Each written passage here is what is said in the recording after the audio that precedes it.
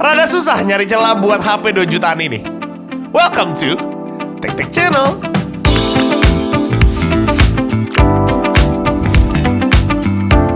So hari ini kita akan bahas HP Tecno Spark 20 Pro Plus. Buat harga resminya di sini ada di 2.699.000 alias 2,7 juta. Jadi kita bisa kategorikan handphone ini mid range ya. HP ini tergolong baru banget karena baru dirilis 27 Februari 2024 tahun ini. Sebenarnya kalau misalnya dilihat dari boxnya, kurang meyakinkan nih handphone. Cuman di sini kita lihat apa yang mau mereka highlight dari handphone ini. Jelas yang pertama ada kamera, charger, sama speaker. Tapi nanti kita akan buktikan apakah semua klaimnya mereka itu benar. Sebenarnya upgrade dari Spark 20 Pro Plus ini tuh cukup jauh dari versi sebelumnya, yaitu adalah Spark 10 Pro. Buat prosesor dulu G88, sekarang udah pakai G99 Ultimate lagi. RAM udah termasuk gede ya, 8GB plus mereka bisa expand lagi 8GB. Buat storage-nya juga lega di 256GB. Dan untuk chargingnya ada di 33 watt, yang sebelumnya itu cuma 18 watt. Jadi di sini gua akan langsung tes aja buat chargingnya. Di sini sekarang jam 12.19, baterainya ada di 33%. Pertanyaan pertama, gimana soal desainnya? Jujur gue pribadi itu suka sama desainnya. Kenapa? Karena yang pertama ini looks elegan, sama simple aja gitu. 2 jutaan dapat desain kayak gini, menurut gue cukup jarang. Apalagi dari segi bahannya mereka tuh pakai bahan yang cukup beda, itu bahan leather. Cuman sayang untuk yang leather ini hanya buat warna hijau doang, karena mereka ada 4 varian warna dan bahannya itu beda-beda. Kelebihan dari bahan kayak gini tuh pastinya nggak licin waktu dipegang, sama nggak bakal kotor kalau kena sidik jari. Tapi rada dilema, ini pakai casing apa enggak ya? Karena kalau pakai casing, feel leathernya hilang dong. Oke, first impression gue pegang handphone ini, gue berasa nyaman. Kenapa? Karena mungkin dari bodi bagian belakangnya itu tuh rada melengkung. Buat ukuran handphone ini tuh enteng ya, ada di sekitar 180-an gram. Dan kalau misalnya kalian lihat, ini tipis sekali, ya kan? Ada beberapa note buat handphone ini. Yang pertama, dia tidak ada audio jack ya, jadi jangan cari-cariin. Yang kedua, di sini dual SIM tapi tidak bisa pakai external memory. Menurut gua udah cukup banget dengan storage yang 256GB. Ya, yang bikin looks-nya semakin cakep nggak bisa dipungkirin yaitu adalah dari layar curve-nya. Well, sebenarnya sangat jarang banget 2 jutaan udah punya layar curve. Dan buat bezelnya pun simetris dan tipis. Oke, dalam sekitar setengah jaman, ini udah jam 12.52. Baterainya itu ada di 82%. Menurut gua ini cepet banget dalam setengah jam ya. Ya, dia udah bener-bener fullnya di jam 1.18. Ya, kalian bisa lihat ya. Pertanyaan selanjutnya, buat penggunaan sehari-hari ini oke nggak bang? Kita akan langsung coba ya. Experience pertama udah pasti kita lock screen dulu. Untuk lock screen ya, mereka udah bisa dibuka pakai face unlock sama pakai fingerprint. Untuk fingerprintnya gue ngerasa di sini cukup responsif ya. Mereka pakai iOS dan udah Android 14. Gue suka dengan tampilannya ya, dengan ikonnya yang rounded begini. Dan gue pribadi ngerasa cukup enak aja dilihat. Nggak terlalu banyak aplikasi yang aneh-aneh. Plus yang terpenting tidak ada iklan. RAM 8GB-nya gue udah coba buat split screen. Ini udah cukup oke. Jadi buat kalian yang mau nge-research ya, gue coba juga sih buat nge-research gitu. So far aman-aman aja. Tapi yang gue kurang suka adalah dari segi haptics-nya. Jadi waktu gue ngetik tuh gue berasa haptics-nya tuh rada kenceng ya. Ini buat gue pribadi ya. Terus kayak kasar gitu. Jadi gue memilih untuk matiin aja nih. Buat penggunaan normal pakai sosmed ya kan, Instagram, TikTok, semua sih gue rasanya lancar-lancar aja. Enak bahkan karena memang refresh rate-nya mereka udah ngedukung 120Hz. Gue cek di settingan ya, refresh rate-nya itu tuh bisa disetting 60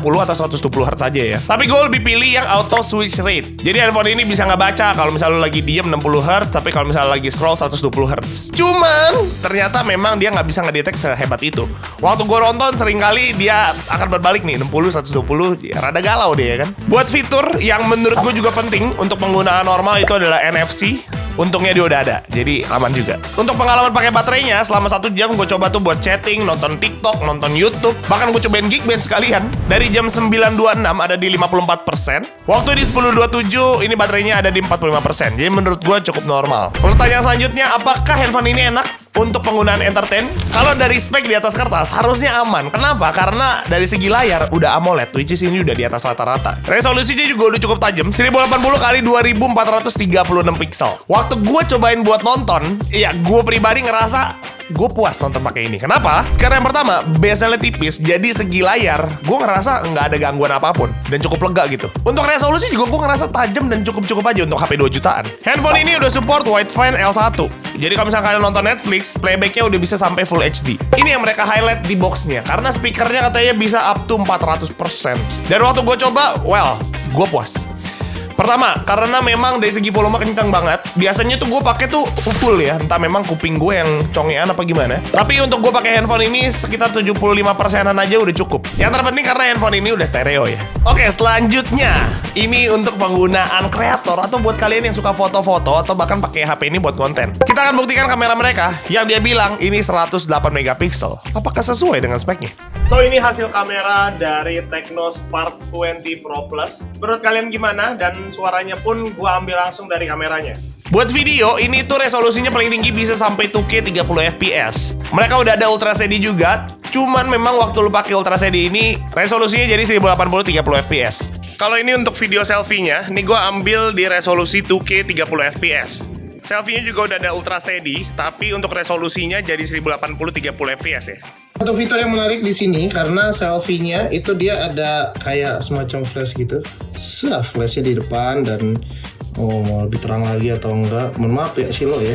Ini hasil foto-fotonya. Buat gua amazed coy. Waktu lihat fotonya tuh kayak udah lupa aja kalau ini tuh handphone 2 jutaan. Untuk fotonya gua ngerasa di sini cukup bright, tajam, HDR juga oke. Kalian coba lihat di bagian awannya ini. Ini cukup clear dan jelas banget kelihatannya. Walaupun ya memang sih di sini kan semua foto-fotonya itu di boost. Tapi gue bisa bilang udah ready buat di-upload. Buat low light-nya gue pribadi sih suka. Emang di sini buat brightness-nya sangat di boost. Dan buat hasil zoom-nya gue rasa cukup oke, walaupun memang hasilnya cukup dreamy gitu ya dari segi warna. Kekurangannya di sini walaupun kameranya banyak kelihatannya, tapi tidak ada kamera ultra wide. Yang terakhir, ini untuk kebutuhan yang paling diminati, yaitu adalah untuk gamers. Apakah handphone ini kuat buat main game? Oke, di sini pertama gua akan coba main Mobile Legends. Kita lihat baterainya dulu ya, ada berapa ya? Di sini ada 90. Ini di jam 2.33. Untuk settingan ya, ini gue udah pakai super dan yang ultra ya. Di sini dia udah kebuka semua. Jadi udah sangat proper untuk buat main Mobile Legends. So far ini udah berjalan 4 menit dan gue masih belum merasa gimana sih. Masih lancar-lancar aja. Ini dalam war yang tinggi pun so far nggak nge-lag ya kalau gue coba ini. Tapi guanya mati. Oke, ini udah berjalan 6 menit. Kita lihat dulu baterainya. 89 di menit sekarang di jam 2.38. Secara suhu udah mulai lumayan hangat dikit banget tapi ya belum yang berasa sebenarnya. Buset, mohon maaf sendiri gimana nih, mati dong. Woi, yeah.